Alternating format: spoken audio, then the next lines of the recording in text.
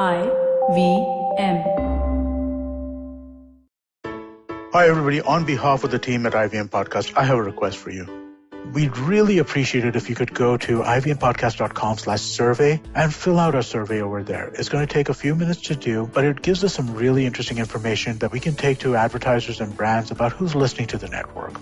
If you're comfortable giving us your email address while you're filling out the survey, we'll enter you into a random drawing where we'll be sending out a bunch of IVM swag to some of our listeners. Last year we sent out coffee mugs, and this year we're hoping to send out much cooler stuff. That's ivmpodcast.com/survey. We really appreciate your help.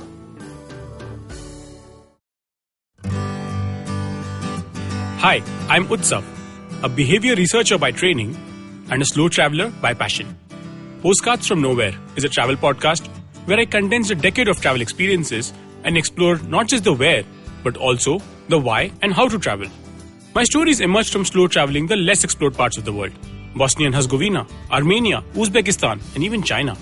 At the end of each story, I give practical tips and new ideas about how to travel better. This week's episode, I wish could be whistled. It may sound absurd, but world over, there are societies which communicate through whistling. Salim Sinai was born precisely at midnight, 15th August 1947. Therefore, exactly as old as independent India. He later discovered that all children born in India between 12 a.m. and 1 a.m. on that date are imbued with special powers.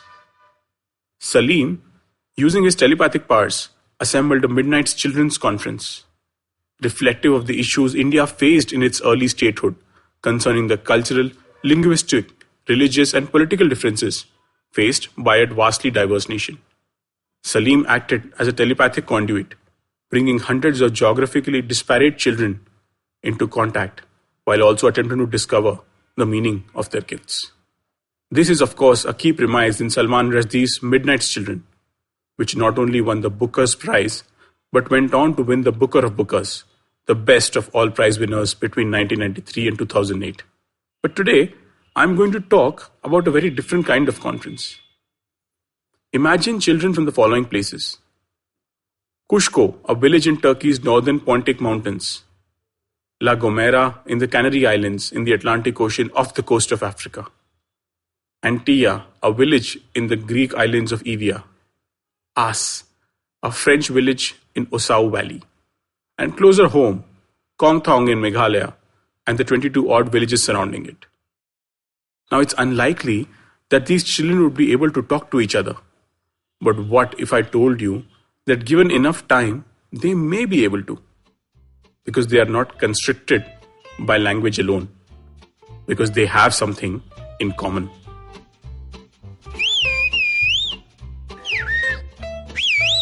They all whistle. They whistle each other's names, crack jokes, tell each other stories, or just have mindless conversations. For them, the primary communication mode is whistling, not speaking. Welcome to a rare and endangered form of language which arose spontaneously right from Mexico to Vietnam. These developed independently with no contact with each other. And they sometimes have surprising applications. Take, for example, the Kickapoo Indian tribe living in the Mexican state of Coahuila. Whistled speech is employed primarily for courtship purposes, to escape the attention of parents. Young men and women rendezvous using whistle speech each evening as a cultural tradition. The whistling can be heard from dusk to as late as midnight every evening.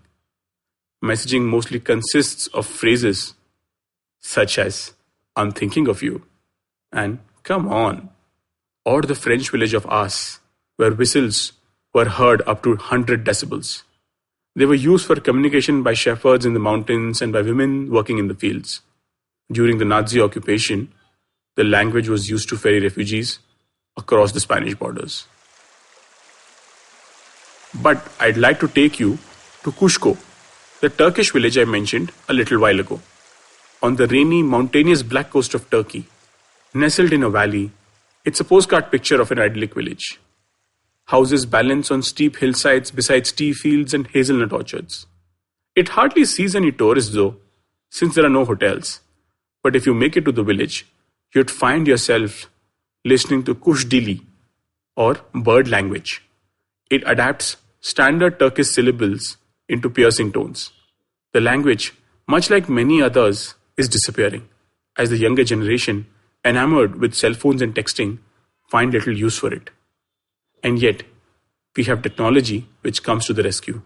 If you have an Android phone, go to the show notes of this episode and you will find a link to download an app. Islik Dili Sozlu, or the Whistling Language Dictionary. If you tap a word on the app, you hear the whistle translation. Interestingly, the whistling languages have unlocked a critical understanding of how our brain functions. It is now understood that the brain structures that process language are not as fixed as once thought. There is a long-held belief that language interpretation occurs mostly in the left hemisphere and melody, rhythm and singing on the right.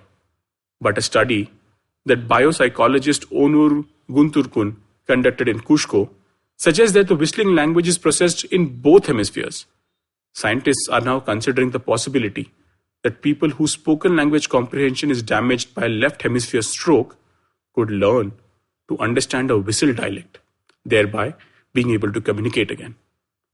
But a fundamental question is still unanswered. Why did these communities evolve a language solely based on whistling when speaking was much easier? The reason behind it is a culmination of a need arising out of the geography of these places. If you go back and look up all the places on Google Maps, you will notice one thing in common. These are all places which are mountainous or are around dense forests, and most of them are isolated. The main advantage of whistling speech is that it allows the speaker to cover much larger distances, typically 1 to 2 kilometers and up to 5 kilometers in mountains, without the strain and the lesser range of shouting. The quietness of these places and the lack of artificial lighting in the night meant that social information, shepherding, hunting, fishing and courtship could all be easily accomplished through whistling.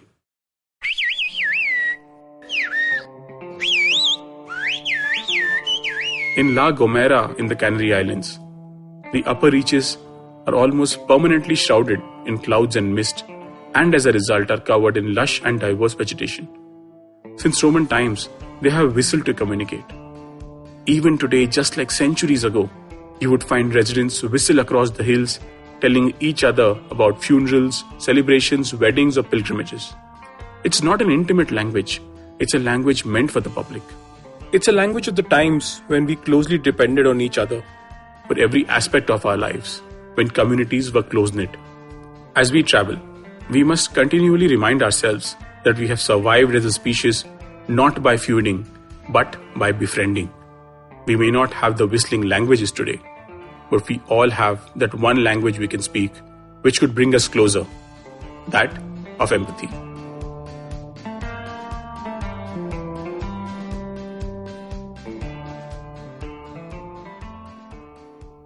If you like this podcast, don't forget to check out other interesting podcasts on the IVM network. You can listen to us on the IVM Podcast app or ivmpodcast.com. You can also follow us on our social media. We are at IVM Podcasts on Twitter and Instagram.